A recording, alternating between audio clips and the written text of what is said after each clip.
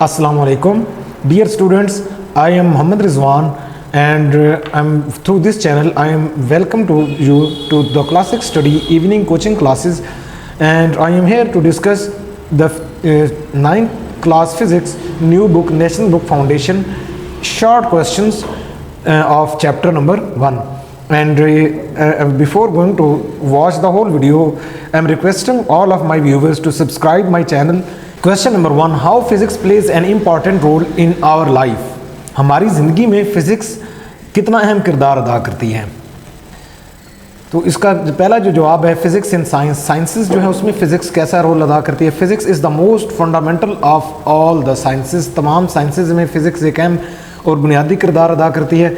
In order to study biology, chemistry और any other natural science, biochemistry और कोई भी दूसरी नेचुरल साइंस को पढ़ने के लिए one should have a firm understanding of the principles of physics.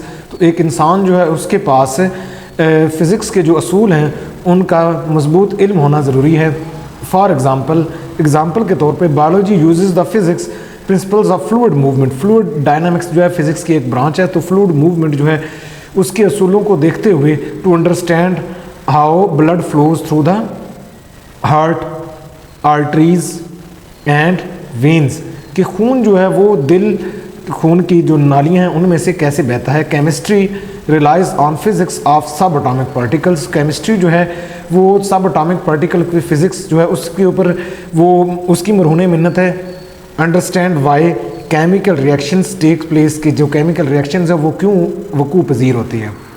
Physics and technology, आजकल टेक्नोलॉजी का दौर है तो फ़िज़िक्स जो है उसका टेक्नोलॉजी में क्या किरदार है.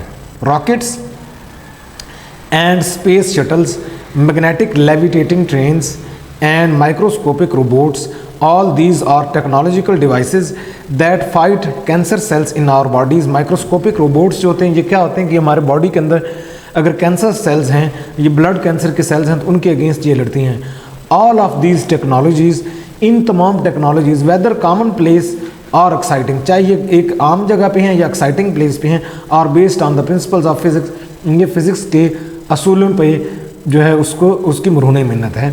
फ़िज़िक्स इन सोसाइटी, हमारी सोसाइटीज़ में फ़िज़िक्स क्या क्या किरदार अदा करती है. तो फ़िज़िक्स में प्रोफेशनल्स में कौन हो सकते हैं? इंजीनियर्स हो सकते हैं, पायलट्स, फिजिशियंस, मॉलेज, इलेक्ट्रीशियंस, बिजली का काम करने वाले लोग, कंप्यूटर प्रोग्रामर्स, कंप्यूटर का प्रोग्राम जो है वो इस्तेमाल करने वाले, apply physics concept in their daily work.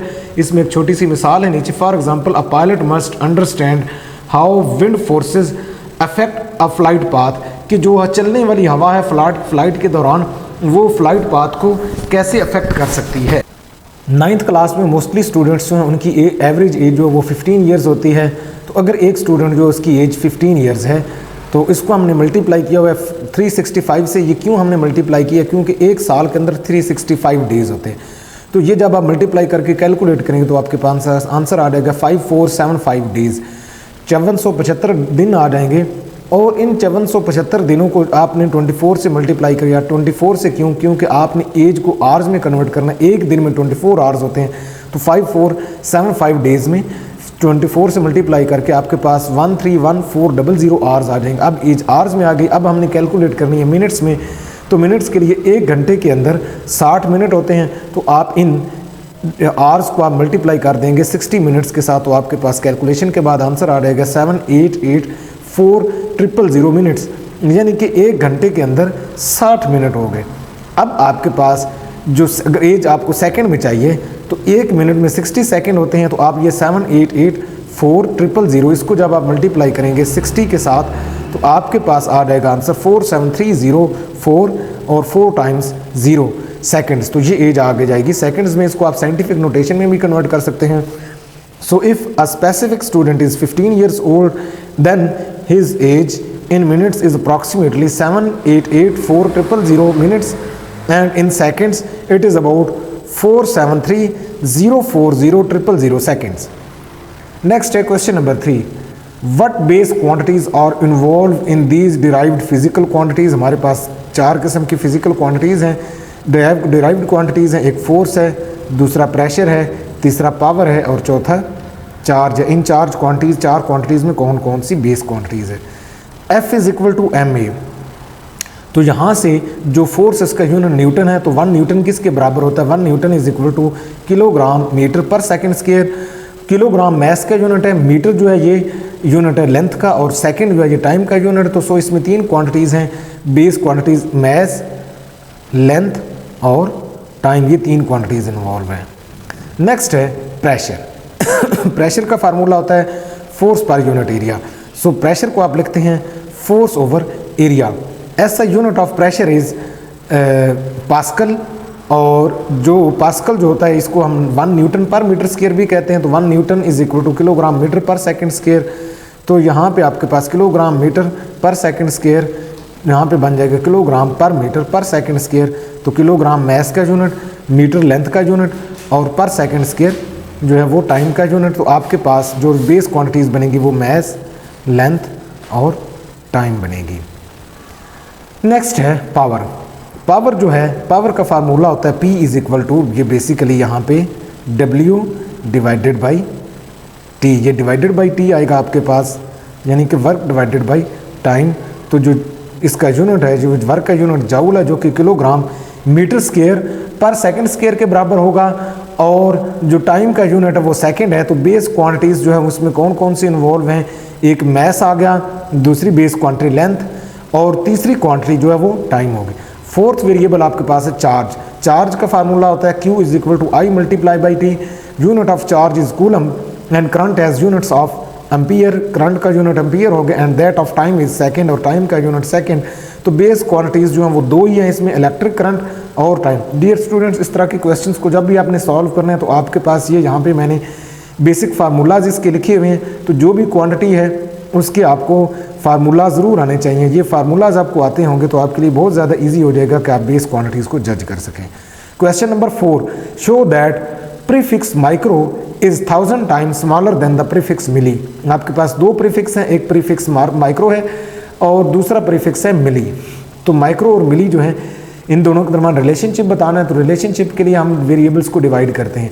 तो हमारे पास सबसे पहले पता होना चाहिए कि जो प्रीफिक्स मिली है वो किसके बराबर है, 1 milli is equal to 10 raised power -3। 10 raised power -3 को 1 डिवाइडेड बाई 1000 भी आप लिख सकते हैं, और जो प्रीफिक्स माइक्रो है उसको आप लिख सकते हैं 1 डिवाइडेड बाई 10 lakhs। ठीक हो गया, 1 के साथ 6 0। तो अब आपने जब आपने बताना है कि जो मिली है वो कितना बड़ा है माइक्रो से, ये माइक्रो मिली से कितना छोटा है, तो आप क्या करेंगे, आप इनको डिवाइड कर देंगे। तो सबसे पहले 10 रेज़्ड पावर -3 मिली को ऊपर रखेंगे और माइक्रो को आप नीचे रख देंगे। तो मिली को आपने जैसे कि ऊपर मैंने बताया 1 डिवाइडेड बाई 1000 लिख देंगे, और 1 डिवाइडेड बाई 10 लाख आ जाएगा आपके पास माइक्रो। सो जब आप इन फ्रैक्शंस को डिवाइड कर रहे होते हैं तो जो रेसिप्रोकल ऑफ डिनोमिनेटर होता है उसको आप मल्टीप्लाई कर लेते हैं। तो जब आप मल्टीप्लाई करेंगे तो आपके पास ये सिनेरियो आ जाएगा कि जो 10 लाख है वो ऊपर आ जाएगा और 1000 जो है वो नीचे आ जाएगा। अब 1000 की जो 3 ज़ीरोज़ हैं उनको आप कैंसिल कर देंगे 10 लाख की 3 ज़ीरोज़ के साथ, तो आपके पास आंसर आ जाएगा 1000। तो सो आपने शो कर दिया कि 1000 टाइम्स जो है स्मॉलर है मिली माइक्रो मिली से। Question number 5, justify that displacement is a vector quantity and energy is a scalar quantity. Displacement students जो है वो वेक्टर क्वांटिटी, और वेक्टर क्वांटिटी वो होती है जिसको डिस्क्राइब करने के लिए मैग्नीट्यूड और डायरेक्शन दोनों चीज़ों की ज़रूरत होती है। तो displacement is a vector quantity because it has both magnitude and direction. When an object moves from one position to another, जब एक ऑब्जेक्ट एक जगह से दूसरी जगह मूव करता है, it's displacement is straight line distance between the initial and final positions. Initials और फाइनल पोजीशंस में ये एक स्ट्रेट लाइन डिस्टेंस है। जैसे स्टूडेंट्स यहाँ पे मैंने एक कर्व पाथ बनाया, तो ये जो आपको लाइन शो हो रही है ये टोटल लाइन जो है ये डिस्टेंस है।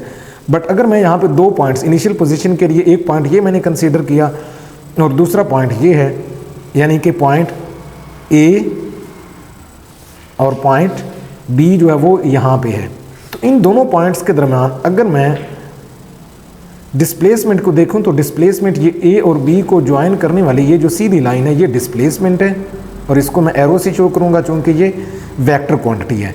तो ये शॉर्टेस्ट डिस्टेंस है। लेकिन जब ये ए से बी तक ये जो कर्व पाथ है इस पाथ के क्रॉस में अगर मूव करूंगा तो ये डिस्टेंस होगा जो कि लेंथ ही है। तो जो स्ट्रेट पाथ है ये डिस्प्लेसमेंट है, चूंकि ये डायरेक्शन को भी शो कर रहा है, कर्व पाथ के लिए डायरेक्शन चेंज हो रही है। While on the other hand energy is a scalar quantity because it has only magnitude and no specific direction associated with it. For instance, the kinetic energy of an object depends on its mass, speed and mess. Speed और mess दोनों जो हैं scalar quantities हैं, सो इस वजह से energy को हम क्या कहेंगे, ये स्केलर क्वांटिटीज़ हैं. Question number 6. Screw gauge can give more precise length than vernier calipers. Briefly explain why. Students, जो वर्नियर कैलिपर है वो प्रिसाइज लेंथ इस वजह से मेजर करके देता है क्योंकि इसका लीस्ट काउंट बहुत स्मॉलर है, और जितना स्मॉलर लीस्ट काउंट होगा उतनी स्मॉलर क्वांटिटीज़ या स्मॉलर लेंथ्स आप मेजर कर लेंगे. A screw gauge can give more precise length than vernier calipers because of the smaller least count of screw gauge. Smaller least count होता है, smaller least count of an instrument more precise will be its reading. जितना smaller least count होगा उतनी smaller उसकी उतनी precise value होगी. A typical screw gauge has a least count of 0.01 millimeter or 0.001 centimeter, while a typical vernier calipers has a least count of 0.1 millimeter or 0.01 centimetre. तो dear students, ये आपके पास least count smaller है, ये larger है. As least count of screw gauge is 10 times smaller than that of vernier calipers. Therefore the screw gauge gives 10 times more precise reading of length than vernier calipers. Question number 7. Differentiate between mechanical stop watch and digital stop watch. Students, mechanical stop watch जो होती है ये इसको analogue stop watch भी कहते हैं, और ये हम इसमें डिफरेंट पॉइंट्स आपको बता रहे हो. तो इट हैज़ 2 सर्कुलर डायल्स. जो मैकेनिकल स्टॉप वॉच होती है इसके ऊपर सर्कुलर डायल्स होते हैं, जैसी घड़ी की सुइयाँ होती हैं, सुइयों वाली घड़ी की. It has no dials but a screen. इसकी स्क्रीन होती है, जैसे आजकल मस्जिदों में डिजिटल वॉचेस होती हैं. It has 1 knob. इसके ऊपर एक नॉब लगा होता है, एक डायल या एक घुमाने वाला बटन होता है, which is used for starting and stopping, जो कि स्टार्टिंग और स्टॉपिंग के लिए यूज़ होता है. By long pressing this knob. इस नॉब को आप अगर काफ़ी देर के लिए दबा के रखेंगे तो ये रीसेट कर देता है स्टॉप वॉच को, यानी कि जहाँ से दोबारा से रीडिंग शुरू करनी है. It has 2 buttons. इसमें 2 बटन्स होते हैं. प्रेसिंग द लेफ्ट बटन, इसमें जो लेफ्ट बटन होता है उसको आप प्रेस करेंगे तो टाइमर स्टार्ट हो जाएगा, और इसको जब आप दोबारा प्रेस करेंगे तो क्या हो जाएगा, टाइम स्टॉप हो जाएगा. दस the elapse time is shown. तो फिर जो जितना टाइम गुजरा है वो आप देख सकते हैं. Right button is used for reset. अगर आपने उसको 0 पे रीसेट करना है तो राइट बटन यूज़ होता है. Its accuracy is about 1/100 second, यानी कि ये सेकंड का 100वां हिस्सा मेजर करता है. Its accuracy is up to about 1/1000 of second, ये यानी कि सेकंड का 1000वां हिस्सा मेजर करता है. Generally the least count of analog stop watch is 1 और 0.1 सेकंड. इसका लीस्ट काउंट 1 या 0.1 सेकंड होता है, जबकि जो डिजिटल स्टॉप वॉच होती है उसका 0.01 सेकंड होता है. How measuring cylinder is used for the measurement of volume of irregular shaped stone. एक मेजरिंग सिलेंडर जो है उसको इरेगुलर शेप्ड स्टोन जो है उसके वॉल्यूम को मेजर करने के लिए कैसे यूज़ करते हैं. डियर स्टूडेंट्स, ये आपको मेजरिंग सिलेंडर नज़र आ रहा है.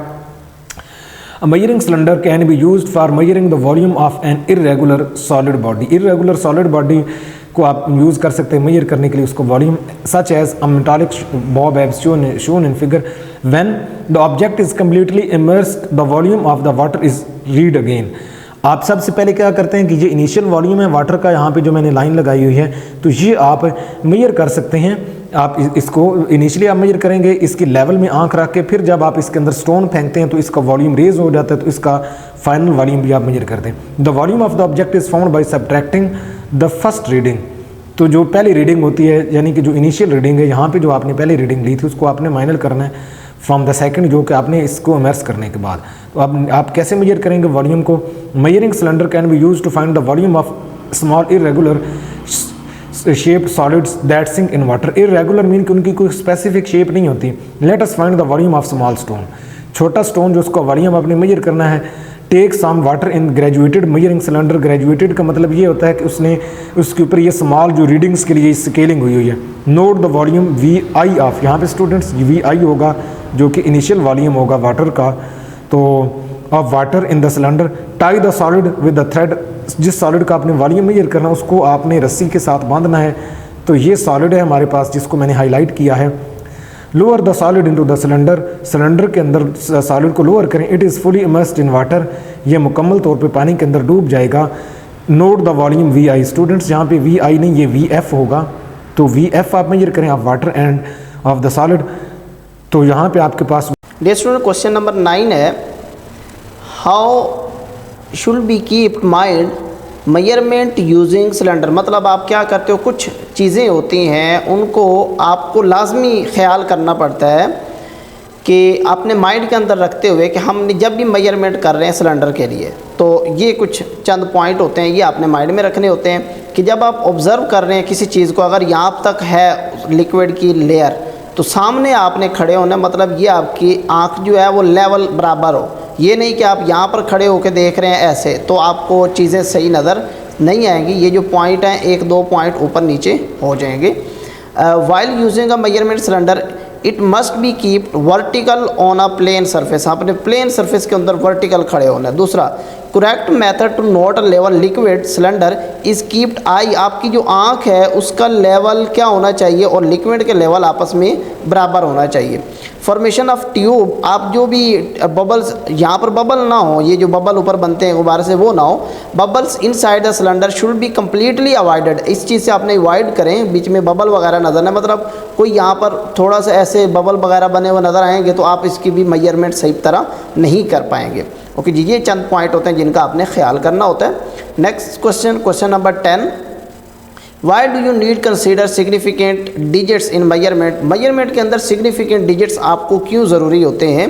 बेसिकली अगर पॉइंट से पहले, ये मैं कहता हूँ पॉइंट है, पॉइंट से पहले ये जो ज़ीरो आ जाते हैं ये अनइम्पोर्टेंट होते हैं, ये नॉन सिग्निफिकेंट डिजिट होते हैं। तो मतलब आपको किसी भी करेक्ट मेजरमेंट के लिए डिजिट्स के बारे में, उसके सिग्निफिकेंट्स के बारे में लाजमी पता होना चाहिए। आप लाजमी कहते हैं सिग्निफिकेंट डिजिट्स मेजरमेंट एक्यूरेटली, एक वैल्यू को एक्यूरेट मतलब कंफर्म सही फाइंड करने के लिए हमें इन चीज़ों की ज़रूरत होती है ताकि हम उस वैल्यू को, उस क्वांटिटी को एग्जैक्ट मेजर कर सकें। Significant digits help to understand a level of uncertainty, uncertainty मतलब जो एरर वगैरह रह गया उसके लेवल को अंडरस्टैंड करने के लिए भी आप सिग्निफिकेंट डिजिट्स यूज़ करते हैं मेजरमेंट्स के अंदर। और फैसिलिटेट एरर एनालिसिस, कोई एरर आ गया स्मॉल सा, मतलब ऊपर नीचे कम वैल्यू, तो ये आपको सिग्निफिकेंट डिजिट से पता चल सकती हैं। ये बेटा लास्ट क्वेश्चन था, क्वेश्चन नंबर 10। लास्ट अगेन आपको ये चीज़ बताई जा रही है, classic study evening coaching classes Pakistan town phase 1 के अंदर ये अकेडमी है। यहाँ पर तमाम सब्जेक्ट्स के टीचर मौजूद हैं, अगर आप इसको ज्वाइन करना चाहते हैं तो मोस्ट वेलकम। बाकी फ़िज़िकल ऑनलाइन क्लासेस के लिए आप रब्ता कर सकते हैं।